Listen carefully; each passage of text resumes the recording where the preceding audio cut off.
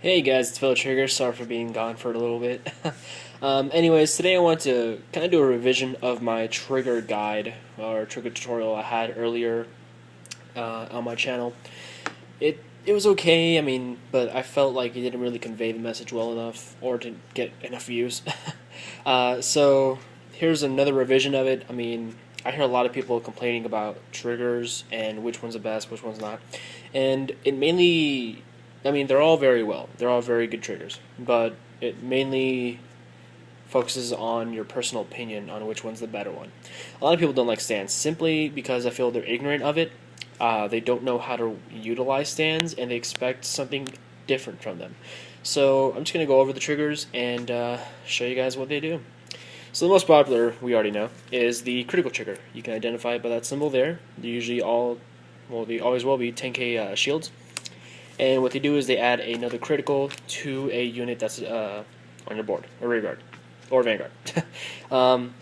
And your critical, like always, is down there. And it means how much damage your monster or unit or creature, whatever you want to call it, will inflict. So if you get a critical trigger while attacking with your vanguard and your opponent doesn't guard, instead of doing 1 damage, you'll do 2. And new players, they see damage as the main focal point of the game, not card advantage. So they love critical triggers. This is the noob trigger. They love the critical trigger because it gets damage faster. And yes, it's a good trigger, but it's too aggressive. If your deck does lack aggression, run the critical triggers. If it doesn't, you're fine without them. Critical triggers are always good to have in a deck, but sadly enough, a lot of people just overhype them, and they don't see that most decks can do without critical triggers, and they always hope for that lucky twin crit or that lucky critical trigger that will win them the game. Overall, critical trigger is one of the better. Is just one of the most used, if not, well, yeah, it's like second place because heals are always used, but critical triggers are always used in almost any kind of deck. You'll see them around a lot. Next up is a heal trigger. Just pretty simple. You can only have a max of 4. You can have 1, 2, 3, 4, but you can only have a max of 4, and that's it. Simply because they heal a damage, and that allows for survivability, and it's pretty much a staple in any deck. There's some people who don't play it, but it just makes them more susceptible to damage. Heal triggers are, in my opinion, mandatory because they give you that lucky. Well, not really lucky, but they do give you a chance of survival, which is always good, and they keep you in the game for longer. Then we have our draw triggers. Draw triggers, red. They're the only trigger that has the 5k shield. I don't think you'll find any that have 10k. Correct me if I'm wrong. But draw triggers, basically, when they're damage checked or drive checked, you draw a card. And they're mainly used to gain advantage. Decks like OTTs gain a lot of advantage thanks to their high number of draws. And remember, your trigger lineup affects how your deck plays. It can either go good or well. But the draw triggers, they're very good, but thanks to their low shield value, they equal out, so they're not too broken. If you can get draw triggers and they were 10k shields, oh my god, that'd be so broken. But thankfully, the game designers made it more fair and made them 5ks.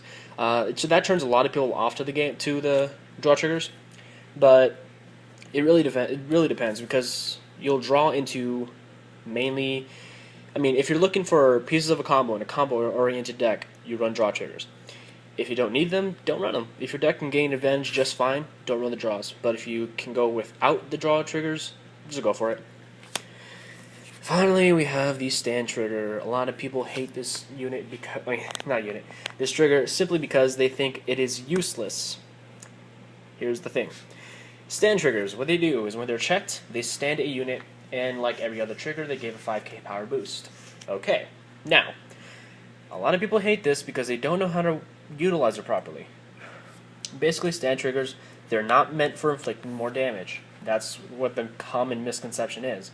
People think that they'll stand their units and get another free shot, but they ended up being guarded, so they turn it off and they don't like it. And in turn, they shove more crits if possible. But the stand trigger is not for inflicting damage. It's one of the better triggers because it focuses on reducing guards. Basically gaining free guard advantage. Now, if I have, let's just do the triggers for example. Let's do this. Okay. Vanguard, attack. Stand trigger. Oh, fail. I can't stand anything. Why would I do that? But if you're running stand triggers, you always want to attack with the rear guard first. Then, vanguard. Stand trigger. Give that to that. Voila. Attack, they guard. They either guarded this or they attacked it. Either way, they negged themselves one. So attack again. Either take another damage or they lose another card. Stand triggers are always win-win, unless they're damage checked, of course. But they either inflict another damage or they reduce cards. They're mainly used to reduce cards. Whoops. That's their only purpose. They're used to reduce cards and make your opponent lose more advantage. If you can stand things a lot, you'll gain a lot of advantage. Nova Gallopers being the prime example. But a lot of people forsake the stand triggers and call them weak, simply because they don't like the fact that they don't use them properly. With stand triggers, you do have to be more careful. You have to attack your rear guards first, then your vanguard, and then you have to make sure you plan your sorry guys, your moves accordingly. Stand triggers take a little bit more to use, but I mean, they're one of the more satisfying and how do I put this? Whatever. They're one of the more satisfying triggers. They give you great advantages, and they're always good. But sadly enough, a lot of people don't see that. They just think they're weak because they don't inflict that extra damage. Oh well. So that's about it for this video, guys. Hope you enjoyed it. More content coming out in the weekend. We're having another Sacred tournament this week, so I'll have coverage on that. Also, more content like the Narukami deck and the Gold Paladin deck. I'll buy both and showcase them. I'll maybe just do an opening, and I'll show you some combos you can do with those decks. And then when set 6 comes around, I'll be running a new deck.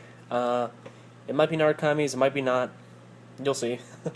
But yeah, I'll do more coverage on that. I'm sorry I haven't been having too many videos. It's just right now I'm kind of taking a small break from Vanguard, not play-wise, I'm always playing, but just from YouTube, because I'm waiting for the stuff to come out, so I can bring out more content. I'll have tons and tons of content once the new set comes out.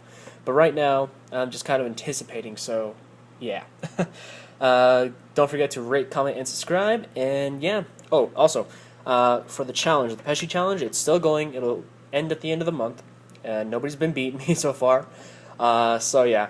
If you guys want to challenge me, go ahead and do that today or tomorrow, all day, and all night. And yeah, good luck to you guys. Peace.